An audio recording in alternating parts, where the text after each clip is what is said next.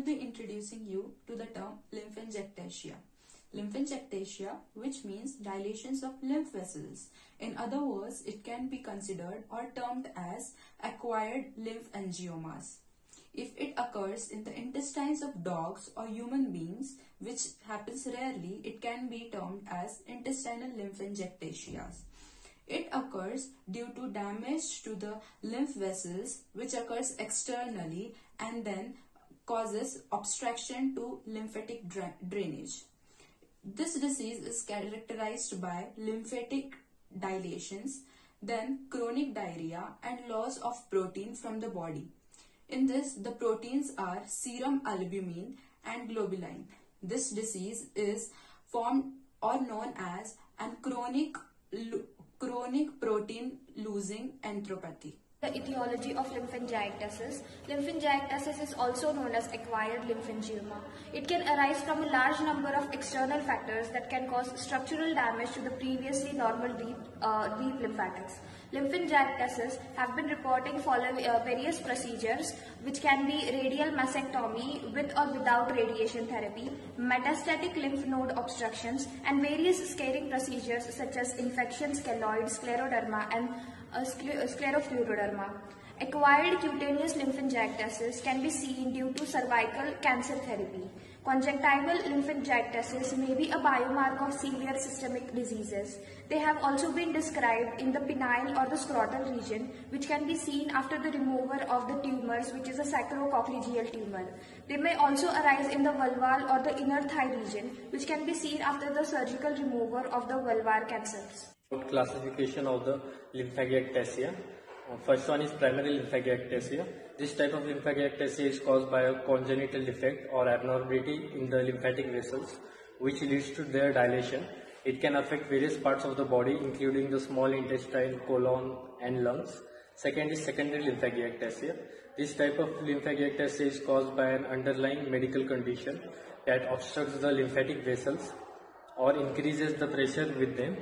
These can occur due to infections, inflammatory bowel disease, lymphatic filariasis, or lymphatic malformations. Then third one is intestinal lymphangiectasia.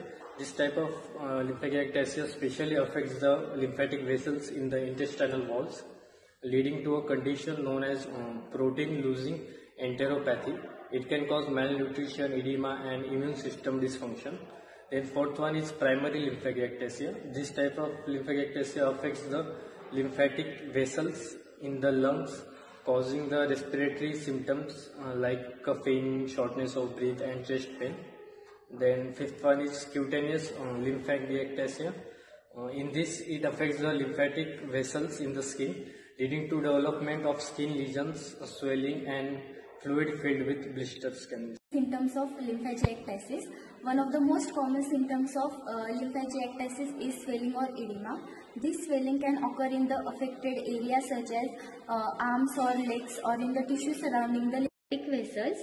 It can cause changes in the skin such as thickening, discoloration, or scarring. The skin may also become more susceptible to infection or injury.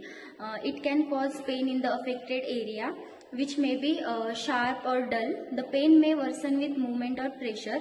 The lymphatic vessels play an important role in body's immune system. When the vessels are damaged or enlarged, they may be less effective at fighting infections. This can lead to recurrent infections in the affected area. In some cases, it can lead to lymphedema, a condition in which excess fluid accumulates in the tissues and causes swelling. Lymphangiectasis can also affect the lungs and cause respiratory problems such as shortness of breath and coughing. Risk factors that have been identified, including first one, this primary lymphangiectasia. This is a congenital condition, meaning is present at birth. It is caused by genetic mutation that affects the development of lymphatic system. Secondary lymphangiectasia. This can occur as a result of other medical conditions that damage lymphatic system, such as cancer and surgery and radiation therapy. And third thing, inflammatory bowel diseases. This lymphangiectasia is commonly associated with the inflammatory bowel diseases. About fourth thing, parasitic infection. Of the pathogenesis of the lymphadenitis, it is a medical condition which is characterized by the dilation of the lymphatic vessels. Lymphatic vessels are responsible for the transportation of the lymphatic fluids throughout the body.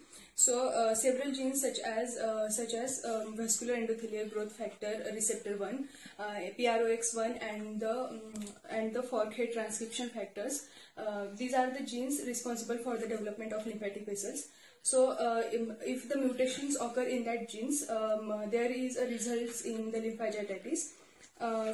Because of the dilation of the lymphatic vessels, the fluid go out and the edema is result, and this edema usually seen in the lower limb, and usually it is the unilateral. And because of the lymphatic vessel dilation in the GIT, it results in malabsorption and the diarrhea-like condition because there is no absorption of protein and fat, and that's why we will see the symptoms like diarrhea and the malabsorption. Diarrhea is the indicator which is on that basis we can differentiate lymphangitis from lymphedema.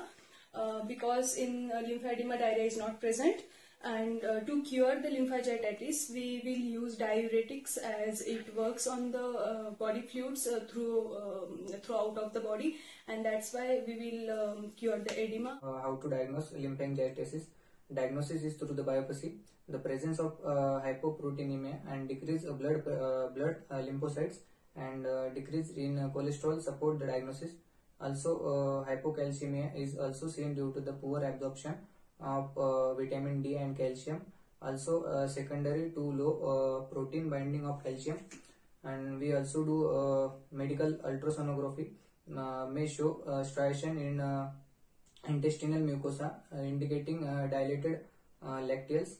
We also do computerized tomography, that is CT scan, can show low attenuation material within the bowel walls which correspond to lipid containing and chylous fluid within the dilated lymphatic vessels. Exudative enteropathy is confirmed by the high 24-hour stool alpha antitrypsin clearance due to the enteric protein loss, and also functional absorption tests such as D-xylose test. The treatment for lymphangiectasis. The treatment for intestinal lymphangiectasis, it mainly involves control of the symptoms with the use of dietary and pharmaceutical methods. Dietary methods, it includes dietary modifications like consumption of high protein diet and low fat diet, and also by substitution of long chain fatty acids with medium chain fatty acids. Sometimes reducing the amount of the salt intake can also be beneficial. In pharmaceutical methods, medications like tranexamic acid, propranolol, octreotide, and immunosuppressants like sirolimus and eculizumab can be used. Treatment for cutaneous lymphangiectasis. Some of the methods include electrodesiccation, in which a high frequency electric current is given by electric needle for drying of the tissue. Then the second method is sclerotherapy, in which a chemical solution is directly injected into varicose or the spider vein, which causes the vein to scar, and scarring of the vein forces the blood through the healthier veins. The third method is cryotherapy, in which the external cold is used to freeze the body and remove the abnormal tissue. Laser therapy and surgery can also help treat lymphangiectasis. Thank you.